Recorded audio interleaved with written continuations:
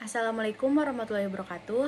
Halo semuanya, saya Imelda Odia dengan NIM A1C02310152 dari kelas F. Di sini saya akan menjelaskan terkait dengan penelitian saya yang berjudul memaknai laporan keberlanjutan dari sudut pandang mahasiswa KSPM atau kelompok studi pasar modal di Universitas Mataram. Nah, video ini saya buat untuk memenuhi tugas ujian akhir semester mata kuliah metode penelitian kualitatif. Baik, di sini langsung saja di slide pertama saya akan membacakan atau menjelaskan terkait dengan abstrak dari penelitian saya, yaitu penelitian ini bertujuan untuk memahami bagaimana mahasiswa kelompok studi pasar modal atau KSPM memaknai laporan keberlanjutan dalam proses pengambilan keputusan investasi menggunakan pendekatan kualitatif dengan desain fenomenologi. Penelitian ini menggali pengalaman dari persepsi informan utama yaitu M. Nurtri Pamungkas selaku Bendahara Umum KSPM. Data dikumpulkan melalui wawancara mendalam, observasi, dan dokumentasi. Kemudian dianalisis menggunakan tahap fenomenologi, yaitu yang pertama noema, kedua epochi, ketiga neosis, intentional analysis, dan yang terakhir ada eidetic reduction. Nah, hasil penelitian ini menunjukkan bahwa laporan keberlanjutan dipahami sebagai sumber informasi penting yang memberi transparansi, kepastian arah, serta gambaran risiko jangka panjang perusahaan.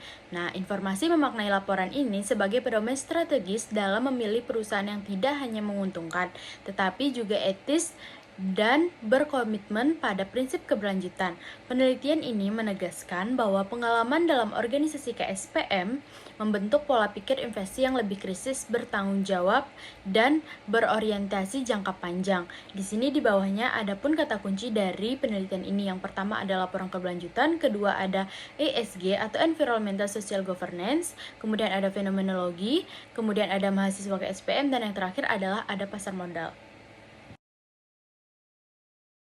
Baik, selanjutnya di slide kedua ini saya akan membacakan terkait dengan pendahuluan. Yang pertama ada latar belakang. Di sini latar belakangnya yaitu dalam era bisnis modern dengan kompetisi global dan meningkatnya tuntunan terhadap praktik bisnis berkelanjutan, laporan berkelanjutan menjadi instrumen penting bagi perusahaan untuk menunjukkan komitmen dan kinerja ESG, sekaligus meningkatkan transparansi serta kepercayaan publik. Bagi mahasiswa KSPM, sebagai generasi investor muda, laporan keberlanjutan dipahami sebagai sumber informasi strategis yang menilai resiko, prospek jangka panjang, dan integritas perusahaan, yang pemaknaannya dipengaruhi oleh literasi keuangan, pengalaman investasi, dan pemahaman isu keberlanjutan. Nah, penelitian sebelumnya juga menunjukkan bahwa pengungkapan dan kualitas laporan ESG atau Environmental Social Governance berpengaruh positif terhadap minat, kepercayaan, dan keputusan investasi menurut Afifa dan Setiawan pada tahun 2020. Kemudian itu sejalan dengan penelitian Haryadi et al. Pada tahun 2021, Amalia et al. 2023, bahwa mahasiswa investor lebih responsif terhadap isu lingkungan. Itu menurut penelitian dari Siregar dan Darmawan pada tahun 2022. Nah, literasi ESG ini meningkatkan kemampuan interpretasi investor pemula menurut Putri dan Kusnadi pada tahun 2022. Laporan keberlanjutan memperkuat citra perusahaan menurut Wicaksono pada tahun 2023 dan serta investor mudah memanfaatkannya sebagai alat evaluasi risiko menurut Rahmawati pada tahun 2024. Baik, selanjutnya di slide ketiga ini terkait dengan pendahuluan ada pertanyaan penelitian. Yang pertama, bagaimana mahasiswa KSPM memaknai laporan keberlanjutan sebagai sumber informasi non-keuangan dalam analisis pasar modal. Kemudian, pertanyaan penelitian yang kedua, faktor apa saja yang mempengaruhi pemahaman dan persepsi mahasiswa KSPM terhadap laporan keberlanjutan. Dan yang ketiga atau yang terakhir yaitu bagaimana laporan keberlanjutan digunakan atau tidak digunakan oleh mahasiswa KSPM dalam proses penilaian perusahaan dan pengambilan keputusan berinvestasi. Nah, di sampingnya ada pula tujuan dari penelitian ini. Yang pertama yaitu menjelaskan bagaimana mahasiswa KSPM memaknai laporan keberlanjutan dalam konteks analisis pasar modal. Kemudian yang kedua, mengidentifikasi faktor-faktor yang mempengaruhi pemahaman mahasiswa KSPM terhadap laporan keberlanjutan. Dan yang terakhir dan yang ketiga, atau menganalisis bagaimana laporan keberlanjutan dimanfaatkan mahasiswa KSPM dalam proses penilaian dan pemilihan saham. Nah, Tidak luput dari apa sih manfaat dari penelitian ini? Di sini ada manfaat dari penelitian ini. Yang pertama, ada manfaat teoritis. Nah, penelitian ini menambah pemahaman teoritis tentang bagaimana sih mahasiswa KSPM memaknai laporan keberlanjutan dalam keputusan investasi. Temuan ini juga memperkuat kajian mengenai peran ESG dalam analisis fundamental modern.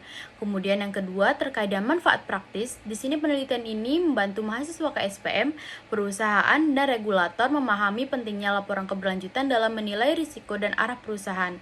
Hasilnya dapat digunakan sebagai acuan untuk meningkatkan literasi dan kualitas pelaporan keberlanjutan. Selanjutnya di sini langsung saja ke metodologi penelitian. Nah, setelah pendahuluan tadi, di sini pada slide berikutnya terkait dengan metode penelitian. Di sini pendekatan penelitian ini menggunakan pendekatan kualitatif karena bertujuan untuk memahami secara mendalam makna, persepsi, dan pengalaman subjek penelitian mengenai laporan keberlanjutan dalam konteks pasar modal. Pendekatan kualitatif memungkinkan peneliti menggali makna subjektif yang dibentuk melalui pengalaman, pemahaman, dan interaksi informan dengan fenomena yang diteliti. Nah, kemudian adapun desain penelitian. Di sini pada penelitian ini desain yang digunakan adalah fenomenologi, yaitu metode yang berupaya menggali dan memahami makna pengalaman hidup atau lived experience. Nah, seorang terkait fenomena tertentu.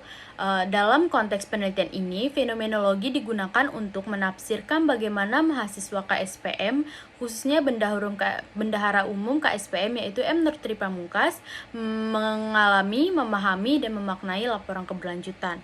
Kemudian yang ketiga di sini ada subjek penelitian. Nah, subjek penelitian dalam penelitian ini yaitu informannya yaitu M. Nur Tri Pamungkas, yang dimana dia adalah bendahara umum dari kelompok studi pasar modal atau KSPM. Nah, pemilihan informan ini menggunakan purposive sampling, yaitu teknik pemilihan berdasarkan pertimbangan tertentu. Informan ini dipilih karena memiliki yang pertama pengalaman dalam kegiatan analisis saham, yang kemudian kedua di sini keterlibatan langsung dalam kegiatan KSPM, yang ketiga kapasitas memahami laporan perusahaan termasuk laporan keberlanjutannya sudah sangat tepat, atau informan ini memang sering membaca terkait dengan laporan perusahaan seperti laporan keberlanjutan dan annual report atau laporan tahunan dalam menilai saham dan mengambil keputusan dalam berinvestasi. Adapun metodologi penelitian yang selanjutnya di sini ada lokasi dan waktu penelitian. Penelitian ini dilaksanakan di lingkungan Universitas Mataram, khususnya di lingkungan Fakultas Ekonomi dan Bisnis. Pengumpulan data dilakukan dalam rentang waktu 7 hari di bulan November 2025. Kemudian ada teknik pengumpulan data. Teknik pengumpulan data dalam penelitian ini yang pertama ada wawancara mendalam atau in-depth interview. Wawancara dilakukan secara langsung dan tatap muka dengan informan utama. Bentuk wawancara bersifat semi-struktur untuk memungkinkan peneliti menggali pengalaman informan secara fleksibel dan mendalam. Pertanyaan berfokus pada pemaknaan terhadap laporan keberlanjutan, pengalaman membaca laporan tersebut, serta relevansinya dalam proses analisis saham. Kemudian yang kedua ada observasi. Observasi dilakukan terhadap kegiatan KSPM seperti diskusi saham, analisis fundamental, dan aktivitas edukasi pasar modal. Observasi ini membantu peneliti melihat bagaimana laporan keberlanjutan digunakan atau tidak digunakan dalam proses analisis oleh mahasiswa.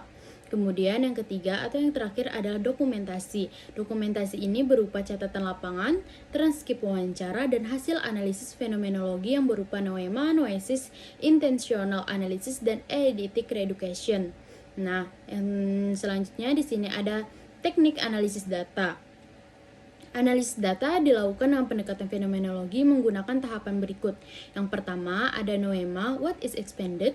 Nah, peneliti di sini mengidentifikasi deskripsi awal informan mengenai fenomena, yaitu bagaimana informan memahami laporan keberlanjutan secara umum. Yang kedua, epoche atau bracketing. Peneliti menyisihkan atau menahan asumsi, bias, dan pengetahuan awal agar dapat memaknai fenomena murni dari perspektif informan. peneliti tidak memasukkan interpretasi pribadi sebelum memahami pengalaman informan secara utuh. Selanjutnya di sini yang ketiga ada noesis, how is experience. Nah, peneliti menggali lebih dalam kesadaran dan interpretasi informan mengenai laporan keberlanjutan, seperti alasan menggunakan atau tidak menggunakan laporan tersebut dalam analisis. Kemudian ada intentional analysis. Di sini peneliti menghubungkan hubungan antara noema dan noesis untuk memahami bagaimana pengalaman membentuk makna dan persepsi informan terhadap laporan keberlanjutan. Selanjutnya yang terakhir ada eidetic reduction, di mana di sini ada atau temuan inti atau pokok makna. Nah, peneliti menyusun makna esensial dari pengalaman informan sehingga menghasilkan kesimpulan fenomenologi mengenai pemaknaan laporan keberlanjutan oleh mahasiswa KSPM. Analisis ini diperkaya dengan analisis tematik untuk mengidentifikasi tema-tema utama seperti pemahaman terhadap ESG, persepsi manfaat laporan keberlanjutan, hambatan dalam membaca sustainability report atau laporan keberlanjutan, kemudian yang terakhir terkait dengan implikasi terhadap pengambilan keputusan investasi. Nah, yang terakhir yang ada di metodologi penelitian yaitu ada keabsahan data atau truthworthiness. Nah, di sini untuk memastikan validitas data, peneliti menggunakan yang pertama triangulasi sumber, membandingkan data wawancara, observasi, dan dokumentasi. Kemudian yang kedua, member checking, yang dimana mengonfirmasi hasil wawancara kepada informan. Kemudian yang ketiga, audit trail, yaitu mencatat proses pengumpulan dan analisis data secara rinci. Dan yang ketiga, ada thick description, yaitu penyajian data yang detailnya dan kaya konteks. Baik, selanjutnya di sini setelah melalui pembahasan terkait dengan metodologi penelitian, saya akan menjelaskan hasil dan pembahasan dari penelitian ini. Nah, hasil dan pembahasan penelitian ini yang pertama di sini ada gambaran umum pengalaman informan terhadap pasar modal dan KSPM. Nah, pada tahap noema, peneliti mengidentifikasi pengalaman awal informan terkait pasar modal dan laporan keberlanjutan. Berdasarkan hasil wawancara, Pamungkas menjelaskan bahwa dirinya aktif mengikuti kegiatan KSPM seperti edukasi, diskusi saham, dan analisis pasar modal. Ia mulai tertarik sejak semester awal dan ketertarikan tersebut meningkat setelah bergabung dengan KSPM. Informan memandang kegiatan pasar modal sebagai wadah belajar mengenai investasi, termasuk menggunakan laporan perusahaan dalam pengambilan keputusan. Selain laporan keuangan atau annual report, ia juga sekali membaca laporan keberlanjutan atau sustainability report sebagai pelengkap analisis, khususnya ketika tugas atau diskusi membutuhkan telaah mendalam terhadap aspek non-keuangan perusahaan. Selanjutnya yang kedua, ada penangguhan asumsi penelitian berdasarkan epoche. Pada tahap epoche, peneliti menahan asumsi-asumsi pribadi terkait persepsi mahasiswa terhadap laporan keberlanjutan. Pemahaman mengenai ESG dan investasi berkelanjutan tidak diasumsikan sebagai sesuatu yang otomatis dipahami mahasiswa. Fokus diarahkan hanya pada pengalaman Pamungkas yang sebagai informan, yaitu bagaimana ia benar-benar memaknai laporan keberlanjutan berdasarkan keterlibatan langsung di KSPM dan proses investasi yang ia alami. Kemudian yang ketiga, ada pemaknaan dan kesadaran informan terhadap laporan keberlanjutan berdasarkan noesis. Noesis menggambarkan bagaimana informan mengalami dan memaknai laporan keberlanjutan. Hasil menunjukkan bahwa Pamungkas memahami laporan keberlanjutan sebagai dokumen yang menjelaskan tanggung jawab perusahaan dalam aspek ESG, mulai dari energi, emisi, limbah, program sosial, kesejahteraan karyawan, hingga praktik etis yang diterapkan perusahaan. Ia memaknai laporan keberlanjutan itu sebagai yang pertama ada alat transparansi perusahaan untuk menunjukkan pengelolaan dampak lingkungan dan sosial. Kemudian yang kedua, sumber kepercayaan investor, karena laporan tersebut membantu investor memahami risiko jangka panjang. Yang ketiga, ada indikator keseriusan perusahaan terhadap keberlanjutan yang menunjukkan komitmen dan arah perusahaan dalam jangka panjang. Sebagai investor muda, di sini Pamungkas menekankan bahwa laporan keberlanjutan menjadi acuan penting dalam menilai apakah perusahaan memiliki prospek stabil, etis, dan bertanggung jawab. Laporan tersebut membuat pengambilan keputusan investasi menjadi lebih hati-hati, kritis, dan mempertimbangkan dampak jangka panjang perusahaan. Selanjutnya, hasil yang keempat, yaitu hubungan antara pengalaman dan makna berdasarkan intentional analysis. Analisis intensional menunjukkan adanya hubungan yang kuat antara pengalaman informan dalam kegiatan KSPM dan pemaknaannya terhadap laporan keberlanjutan. Adapun beberapa poin penting di sini. Yang pertama, ada pengalaman mengikuti KSPM, yaitu meningkatnya kesadaran terhadap ESG. Aktivitas KSPM yang banyak melibatkan analisis fundamental dan pemahaman risiko membuat pamungkas melihat laporan keberlanjutan sebagai bagian integral dari analisis perusahaan. Ia menyatakan bahwa laporan keberlanjutan membantu melihat bagaimana perusahaan menghadapi risiko ESG dan merencanakan strategi jangka panjang. Kemudian yang kedua, ada proses belajar investasi, yaitu terhadap bagaimana sih perubahan cara pandangan terhadap keuntungan. Nah, di sini pamungkas mengungkapkan bahwa laporan keberlanjutan membuatnya sadar bahwa investasi yang baik bukan yang cepat cuan, tetapi yang berkelanjutan, etis, dan bertanggung jawab. Ia menjadi lebih sabar dan kritis dalam pemilihan perusahaan. Nah, yang ketiga ada laporan keberlanjutan sebagai dasar pengambilan keputusan investasi. Di sini informan secara eksplisit menegaskan bahwa transparansi dalam laporan keberlanjutan menimbulkan rasa yakin karena ia mendapatkan kepastian mengenai arah perusahaan, terutama jika laporan tersebut berisi target ESG yang jelas, terukur, dan ada batas waktunya. Dengan demikian, pengalaman di KSPM secara langsung membentuk kesadarannya mengenai pentingnya laporan ESG dalam pasar modal. Kemudian hasil yang kelima atau di sini yang terakhir yaitu terkait dengan esensi makna yang diambil dari Eidetic Reeducation. Tahap ini menyimpulkan makna esensial dari pengalaman informan. Yang pertama, laporan keberlanjutan sebagai sumber kepastian arah perusahaan. Di sini pamungkas memaknai laporan keberlanjutan sebagai instrumen yang memberikan gambaran jangka panjang komitmen perusahaan dan tata kelola risiko ESG. Dokumen ini memberikan keyakinan untuk memilih perusahaan dengan prospek stabil dan dapat dipercaya. Kemudian yang kedua, ESG sebagai acuan dalam investasinya. Informan meyakini bahwa perusahaan yang kuat pada aspek ESG memiliki risiko lebih rendah dan lebih prospektif bagi investor jangka panjang.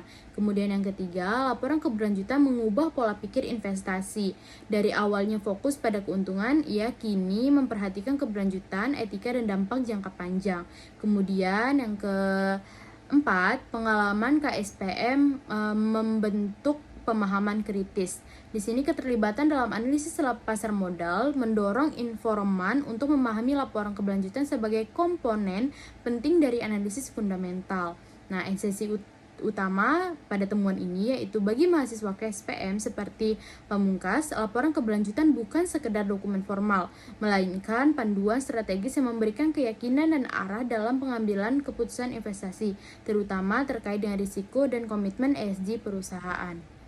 Nah, di sini ada pun slide terkait dengan inti hasil dari penelitian ini, yaitu secara keseluruhan hasil penelitian ini menunjukkan bahwa yang pertama, laporan keberlanjutan dipahami sebagai alat transparansi dan pengelolaan risiko ESG perusahaan. Yang kedua, mahasiswa KSPM memanfaatkannya untuk memperkuat analisis fundamental dan meminimalkan risiko investasi jangka panjang. Yang ketiga, pengalaman informan di KSPM membentuk pola pikir kritis dan berorientasi pada keberlanjutan. Yang keempat, laporan keberlanjutan meningkatkan rasa yakin dan kepastian dalam memilih perusahaan.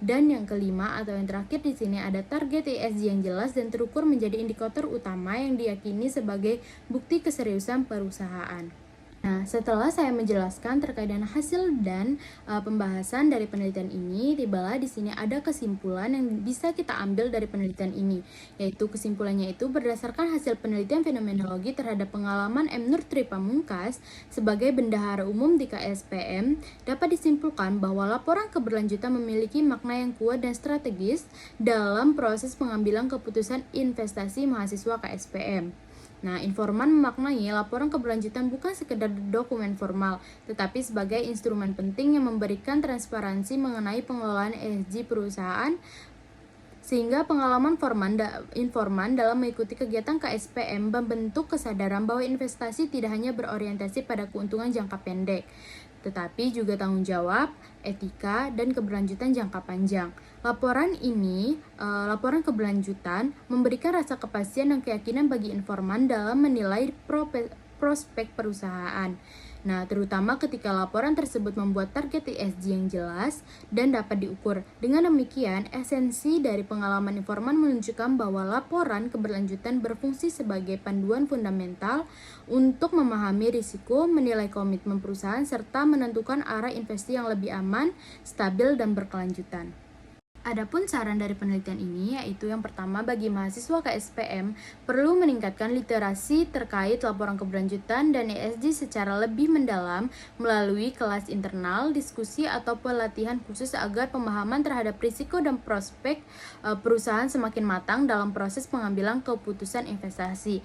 Kemudian yang kedua, bagi emiten atau perusahaan disarankan untuk menyampaikan laporan keberlanjutan secara lebih transparan dengan target ESG yang jelas, terukur, dan terkait langsung dengan risiko material, sehingga memudahkan investor muda dalam menilai komitmen keberlanjutan perusahaan. Dan yang ketiga, yaitu bagi penelitian selanjutnya, disarankan untuk menambah jumlah informan dari berbagai posisi dalam KSPM atau organisasi serupa agar diperoleh perspektif yang lebih luas serta memperkaya temuan mengenai pemaknaan laporan keberlanjutan dari investor muda. Dan yang terakhir di sini terkait dengan keterbatasan. Keterbatasan penelitian ini tentu ada. Yang pertama di sini karena menggunakan ada informan tunggal. Penelitian hanya melibatkan satu informan, yaitu bendahara umum dari KSPM, sehingga hasil yang diperoleh sangat mendalam namun belum dapat menggambarkan pemaknaan semua anggota KSPM secara keseluruhan. Yang kedua, waktu pengumpulan data yang terbatas. Proses wawancara dan observasi dilakukan dalam rentang waktu yang sangat singkat, sehingga beberapa pengalaman informan mungkin belum sepenuhnya tergali secara komprehensif. Yang ketiga di sini sifat fenomenologi yang sangat subjektif. Hasil penelitian sangat bergantung pada narasi, ingatan, dan cara informan memaknai pengalaman, sehingga tidak dapat digeneralisasi pada seluruh investor muda atau kelompok mahasiswa lainnya. Nah, itulah penjelasan terkait dengan penelitian saya. Kurang lebihnya mohon maaf. Wassalamualaikum warahmatullahi wabarakatuh.